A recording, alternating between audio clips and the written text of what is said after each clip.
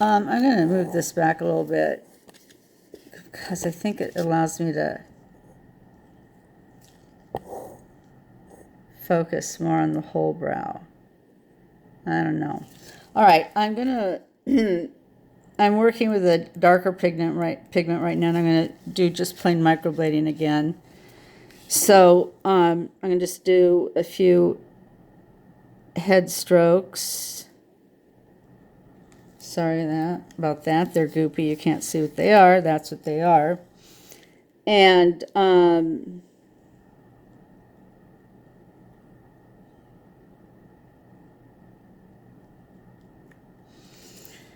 just honestly making these head strokes up as I go. Whatever you normally like to do for your head strokes is fine.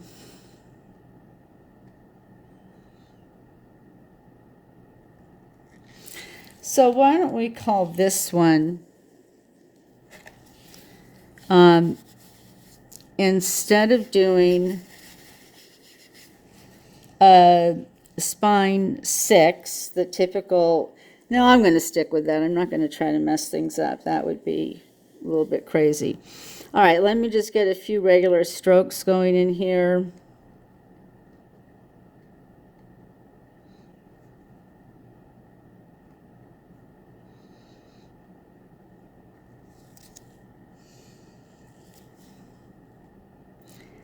Get a connection going or a transition.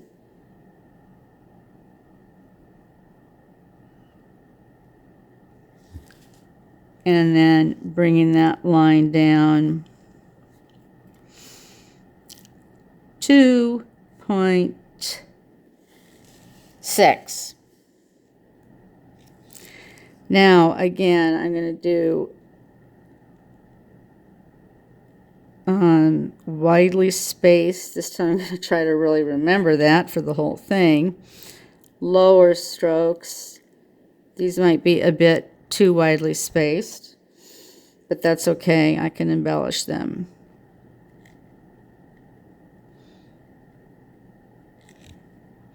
And you're flattening out here. You're not really making your strokes any shorter, but you're making them flatter. And so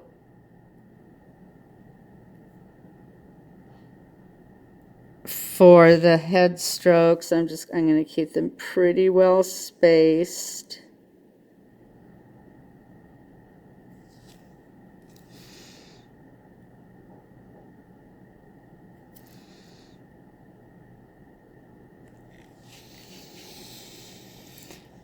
And now come in and do the intermediate or nano strokes or whatever you might call them.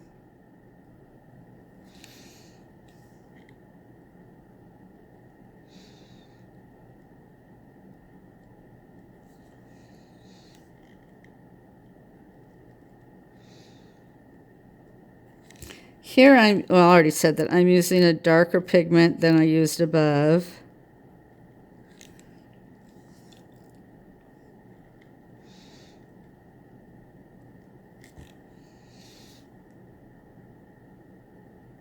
And I'm not going to do any further closure there.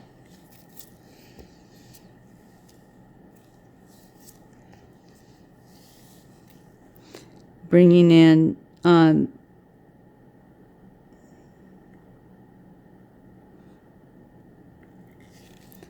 those upper strokes, pointing them toward point 3.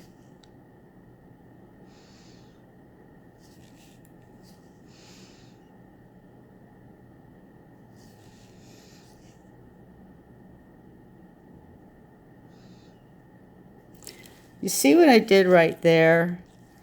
Since I couldn't, the way I was going, I couldn't attach this lower stroke to this upper stroke. So, but I did bring it in here. I added this little one right here. that will help give it some continuity. Once again, I'm bringing these down and making them connect, like right here, they're connecting with both this stroke and this stroke.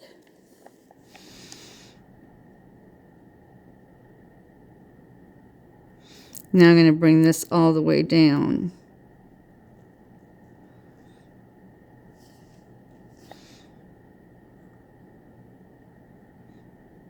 Looks like I need to fill that in. Okay, so that's what it looks like before I add any machine shading.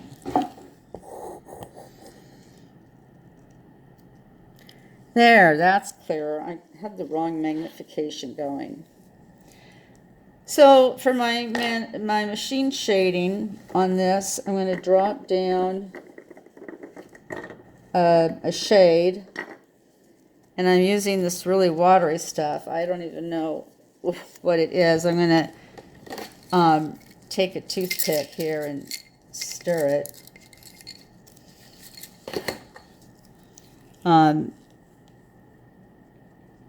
It's definitely, you know, liquidy, but it's not because I thinned it with anything. Now, I'm using a machine that I use only for practice, one of these things here. These do not have backflow control. This is a 3, and it's protruding quite a bit, which means that we have to be very light with our touch. So I'm going to go ahead and okay, so normally the client would be like this to me, not in front of me. I'm going to go ahead and start it at the tail, just really fast, light strokes. At the tail, because it's a smaller area and the strokes are closer together, it's harder for me to do much of anything else than what you see me doing right here. But now I get into where there's spacing.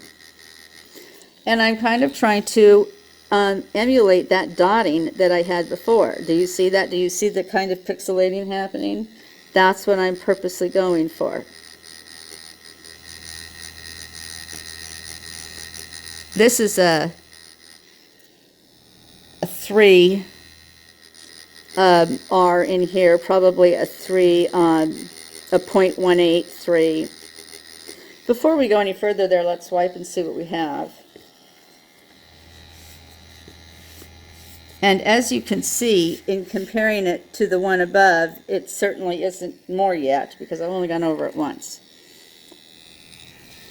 All right, but now I am coming up to the spine. And I'm kind of going to really focus there. And by focus, I just mean going over it, not pressing hard. You're just, especially when your needle is as extended as this one is, which is about 2 millimeters, which is quite a bit.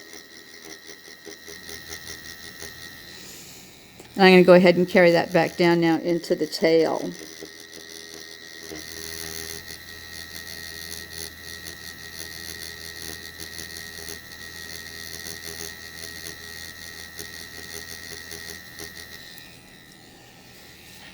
Okay, now let's start getting some of this pixelation in between the strokes that we made. You see how it's pixelated? That's because of the way that I'm moving this, which is very rapidly, if you think about it, or if you can just see it. I'm not sitting here going like this.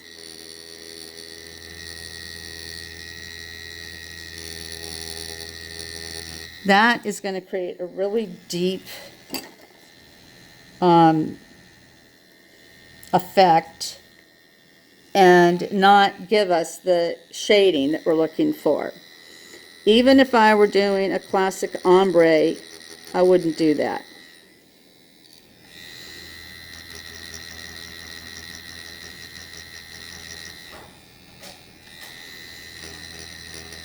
And again, I'm going to kind of focus on the spine a little bit more while I'm here and take that down to the tail. And I'm up in the head. I'm going to be really light with it because I barely want anything in the head. All right, let's see what we have. I'll turn this off. And get a new wet light.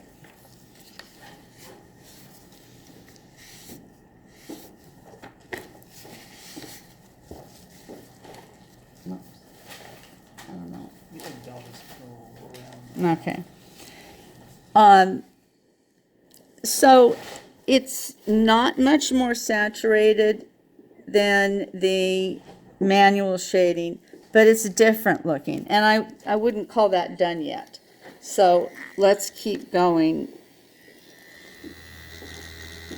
A few more, or at least one more good pass. I'll try to concentrate a little bit more in the areas before moving on. Really getting the spine. I don't want the spine to look just like one, line, so I'm going to come outside of it a little bit too.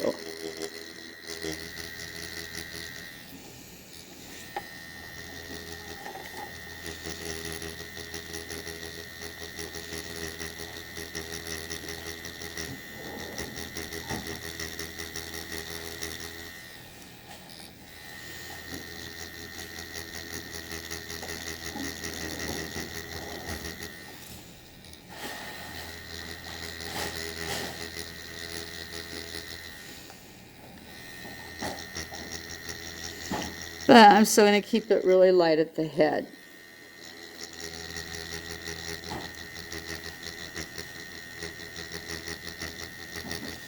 All right, let's see where we are with that.